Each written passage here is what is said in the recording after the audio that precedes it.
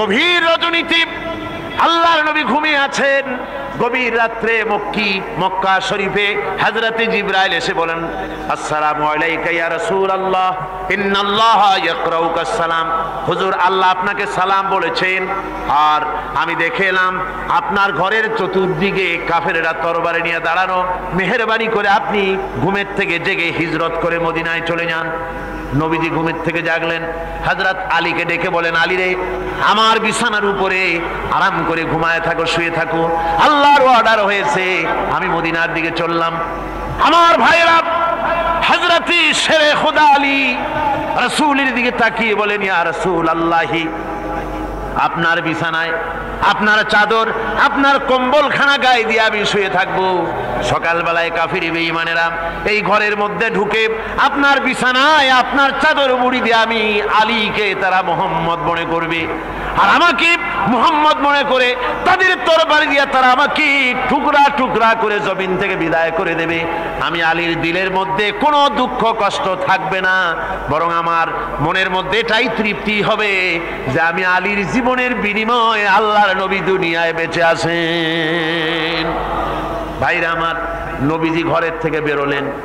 ঘরের থেকে বেরিয়ে দেখেন চতুর্দিকে কাফেরেরা হাতে এক মুষ্টি বালু নিলেন, শাহাতিল ওযু পরে দম করে বালুটা ছাড়া দিলেন। চতুর্দিকে কাফেরে দাঁড়ানো, কাফেরদের চোখে বালু চলে গেল। বালি চোখে গেলে অবস্থাটা কি হয় আপনারা জানেন। দুই হাত দিয়া চোখ রগড়াতেছে কাফেরেরা। নবীজি সরে গেলেন, একটা কাফেরও দেখতে পেল না কোন ফাঁকে নবী চলে গেলেন। পরবর্তী সময় আল্লাহ রাব্বুল আলামিন নবীকে ডেকে বলেন, ওয়া মা রামাইতা ইয রামাইতা ওয়ালাকিন্নাল্লাহা রামা। ও নবী, আপনি নিক্ষেপ করেন নাই যখন আপনি নিক্ষেপ করেছিলেন, আপনি শুধু বালুকণা ছেড়ে দিয়েছিলেন, আর আপনার ঘরের চতুর্দিকে কাফেরদের চোখে বালুকণা পৌঁছে দেওয়ার দায়িত্ব আমার কুদরত গ্রহণ করেছিল। সুবহানাল্লাহ, সুবহানাল্লাহ। আমার ভাইরা, নবীজি হযরত আবু বকরের বাড়িতে গেলেন। দরজায় গিয়ে আস্তে করে নক করেছেন। দরজায় গিয়ে আস্তে করে নক করলেন। ভিতর থেকে আওয়াজ এলো, কে? ভিতর থেকে লাব্বাইকা সাদাইকা বলে হযরত আবু বকর বেরিয়ে এলেন। আল্লাহর নবী জিজ্ঞাসা করলেন, আবু বকর রে, এক ডাক দিলাম আর তুমি এক ডাকে সাড়া দিলে, তুমি কি ঘুমাও নাই? হযরত আবু বকর বলেন, ইয়া রাসূলুল্লাহ, আপনি বলেছিলেন আমাকে সাথে নিয়ে হিজরত করবেন।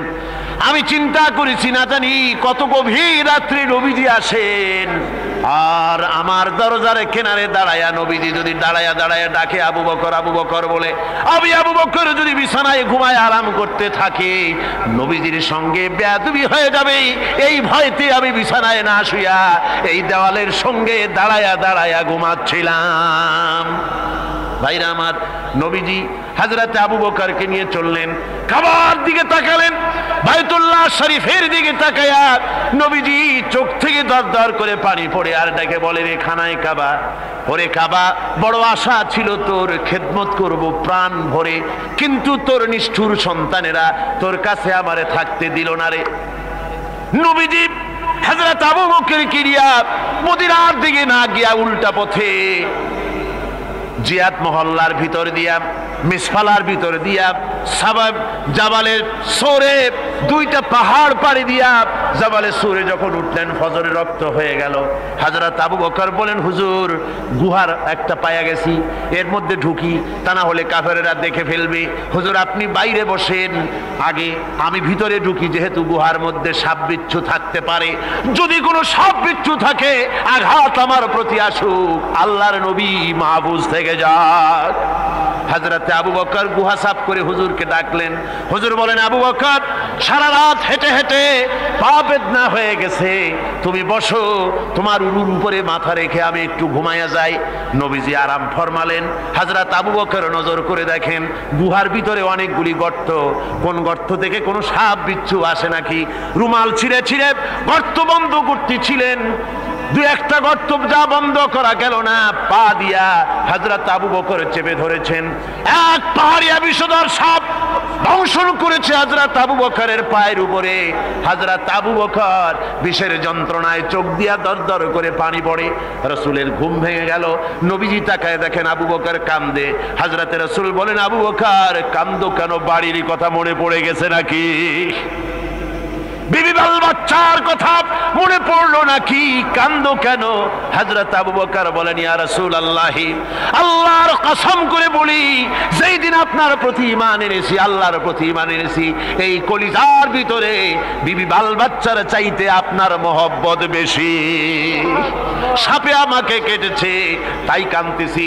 হুজুর সঙ্গে সঙ্গে মুখ থেকে থুতু মোবারক বার করে সাপে কাটা জায়গায় থুতু মোবারক লাগিয়ে দিলেন। যন্ত্রণা বন্ধ হয়ে গেল। হযরতে রাসূল বলেন, আবু বকর এত সময় কষ্ট করলে কেন? আগে আমারে বলো নাই কেন? তাহলে তাড়াতাড়ি সেরে যেত, এত কষ্ট তোমার হতো না। হযরত আবু বকর বলেন, ইয়া রাসূলুল্লাহ, এটা তো সাপে কাটার যন্ত্রণা, এর থেকে বেশি যন্ত্রণাও যদি আমার হতো, যন্ত্রণার চোটে যদি আমার কলিজা ছিঁড়েও যেতে লাগতো, তবুও আল্লাহর নবী আরাম ফরমাচ্ছেন, নবীর আরামের ভিতরে আমি বিঘ্ন ঘটাতে পারতাম না। ভাইরা আমার, কাফেরেরা খুঁজতে খুঁজতে দুদিন পরে যখন এই জায়গায় তারা চলে এসেছে, এখানে এসে তারা গুহার কাছে পায়ের চিহ্ন শেষ দেখলো। একজন বলে ভিতরে আছে, আর একজনে বলে নাই, আর একজন বলে আছে, আর একজন বলে নাই। হযরতে আবু বকর বলেন, ইয়া রাসূলুল্লাহ, আমরা ধরা পড়ে গেছি, পালাবার কোনো পথ নাই, আমরা তো ধরা পড়ে গেলাম। সূরা তাওবার ভিতরে আল্লাহ রাব্বুল আলামিন এই কথাটা এভাবে তুলে ধরেছেন, ইয ইয়াকুলু লিসাহিবিহি লা তাহজান ইন্নাল্লাহা মা'ানা। আল্লাহ নবী ডেকে বলেন, আবু বকর ভয় পেও না, আমরা মাইনরিটি নই, আমরাই মেজরিটি, আমাদের সংখ্যাই বেশি, ওদের ভয় তুমি করো না, কোনো চিন্তা করো না, ভয় পেও না, আল্লাহ রাব্বুল আলামিন আমাদের সাথে আছেন। সুবহানাল্লাহ বিহামদিহি, সুবহানাল্লাহ বিহামদিহি। আল্লাহ রাব্বুল আলামিন আমাদের সাথে আছে, কোনো চিন্তা করো না, ভয় পেও না। আমার ভাইরা, বান্দা যখন আল্লাহর প্রতি ঈমান আনে, আল্লাহর প্রতি যখন তার মহব্বত বেড়ে যায়, আল্লাহর উপরে যখন সে নির্ভর করতে শেখে, তখন সে দুর্জয় নরসার্দুলে পরিণত হয়ে যায়। জোরে বলেন সুবহানাল্লাহ। সে বীর পুরুষ।